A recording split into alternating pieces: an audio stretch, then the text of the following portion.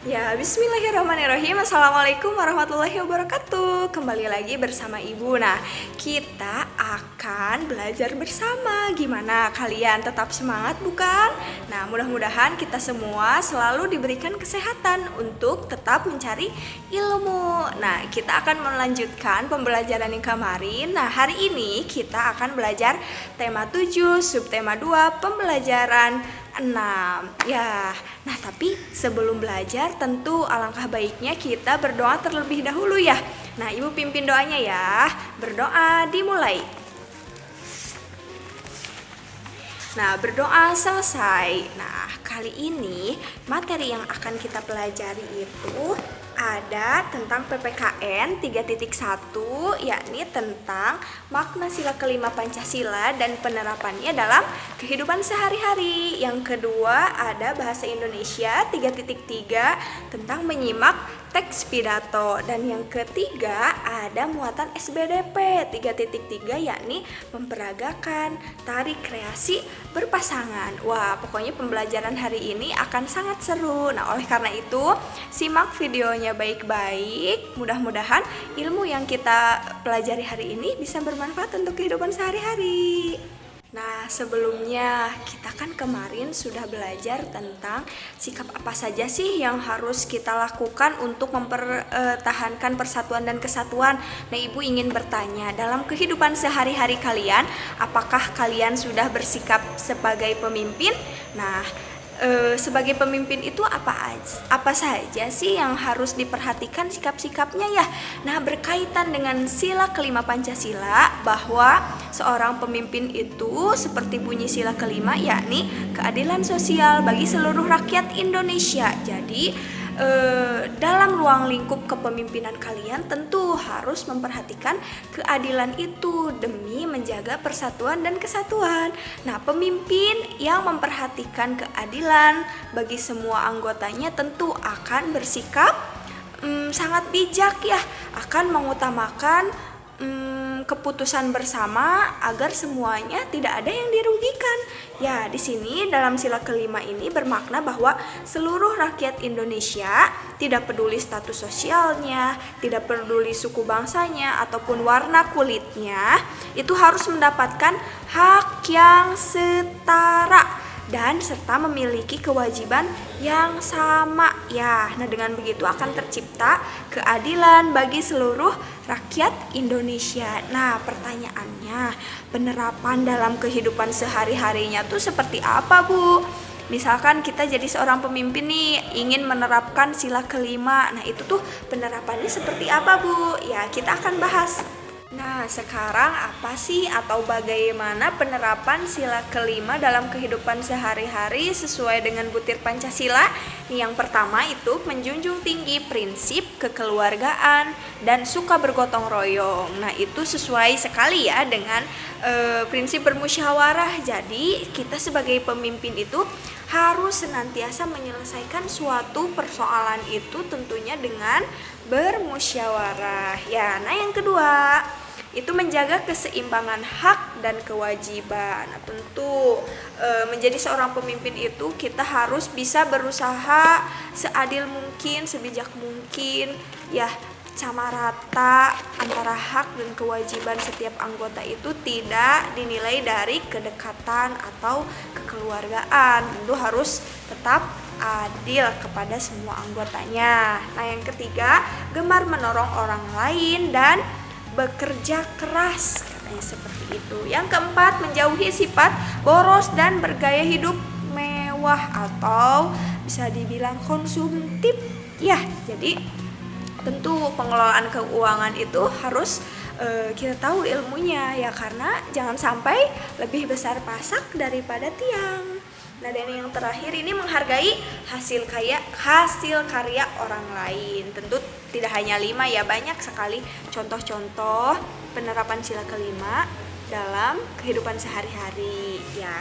Nah, di sini Pancasila sebagai pandangan hidup bangsa menjadi petunjuk dalam menjalankan kegiatan dan mengatur kehidupan bernegara dan berbangsa di Indonesia ya. Sebagai pandangan hidup, Pancasila juga berfungsi sebagai pegangan hidup, norma dan pedoman kehidupan berbangsa dan bermasyarakat ya. Semua perilaku dan sikap setiap individu harus dijiwai oleh nilai-nilai Pancasila. Seorang pemimpin tentu harus mampu memaknai seluruh sila dalam Pancasila, lalu menerapkannya dalam kepemimpinannya. Nah, dengan begitu, ia menjadi pemimpin yang adil, terus mampu menyatukan anggotanya yang dipimpinnya tersebut. Nah, serta dapat meningkatkan kesejahteraan orang-orang yang dipimpinnya.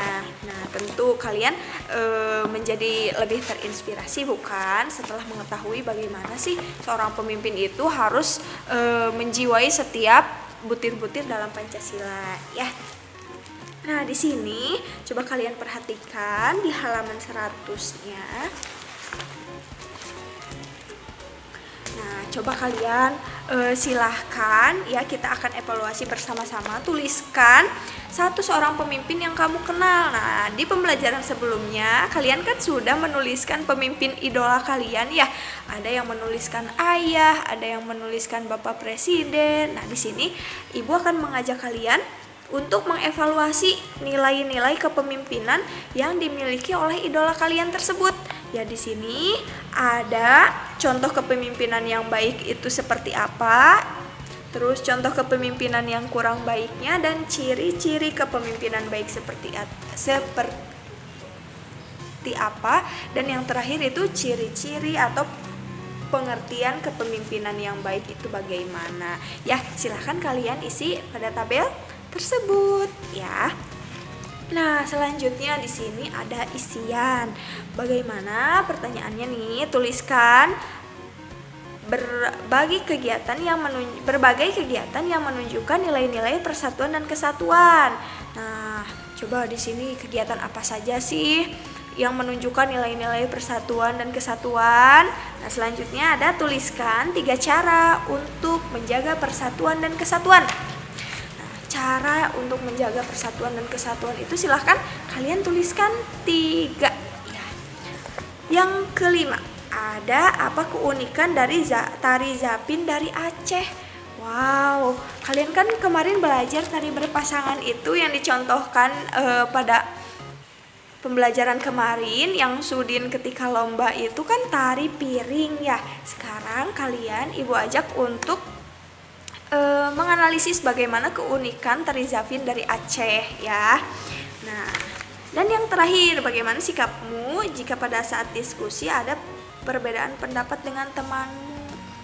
Manusia memang sejatinya semuanya berbeda-beda ya. Nah, tapi bagaimana sih sikap kamu ketika menghadapi perbedaan tersebut? Silahkan tuliskan di nomor 6. Nah, kalian, Ananda semua sudah mengetahui bukan dan memahami pidato yang baik dan benar dari pembelajaran sebelumnya. Nah, tentu pidato yang baik dan benar adalah pidato yang mempunyai kelengkapan unsur-unsur di dalamnya. Nah, unsur-unsur tersebut dari mulai salam pembuka, pendahuluan, terus ada inti, penutup, dan salam penutup itu harus lengkap ya.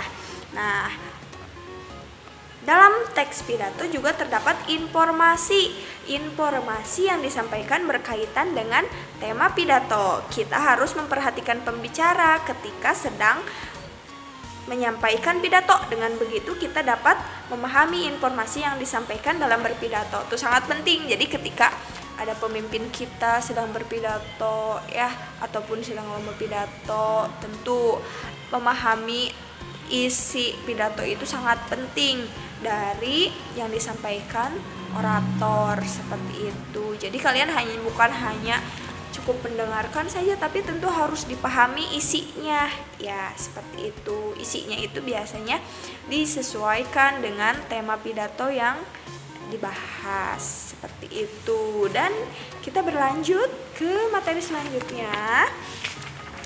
Wah, ini kalian kan sudah mempelajari kemarin ya unsur-unsur dalam tari berpasangan, bahwa ada dari tata busananya, tata rias, pengiring, tempat pertunjukan, ya. Nah, itu semua harus ada sebagaimana ciri-ciri pidato tadi, harus kelengkapan unsurnya harus semuanya terpenuhi kan, baru itu dikatakan yang benar dan bagus seperti itu. Nah, di sini juga dalam pembelajaran sebelumnya kamu telah mempelajari unsur-unsur tari yang meliputi gerak, pola lantai, properti, ya tata rias yang tadi Ibu sebutkan. Nah, terdapat berbagai jenis tari daerah di Indonesia. Oleh karena itu, unsur-unsur tari setiap daerah juga beragam. Nah, dalam pembelajaran ini kalian akan mempelajari gerakan-gerakan tari dalam berpasangan. Ya, nanti Ibu akan beri contohnya. Nah, anak-anak, akhirnya kita sudah di penghujung pembelajaran. Bagaimana kalian hari ini? Tentu sudah mengetahui nilai-nilai Pancasila dalam penerapannya di kehidupan sehari-hari ya. Dan yang kedua, kalian sudah mengetahui bagaimana cara memahami sebuah pidato. Dan yang terakhir, kalian sudah mengetahui ragam gerak tari pada tari berpasangan. Nah, alhamdulillahirabbil alamin. Mudah-mudahan pembelajaran hari ini, ilmu yang kalian dapat bisa bermanfaat untuk kehidupan sehari-hari. Nah, sekian dari Ibu. Jangan lupa silahkan download biar kapan-kapan kalian bisa mengulang-ulang terus pembelajaran ini. Ya, sekian dari Ibu. Assalamualaikum warahmatullahi wabarakatuh.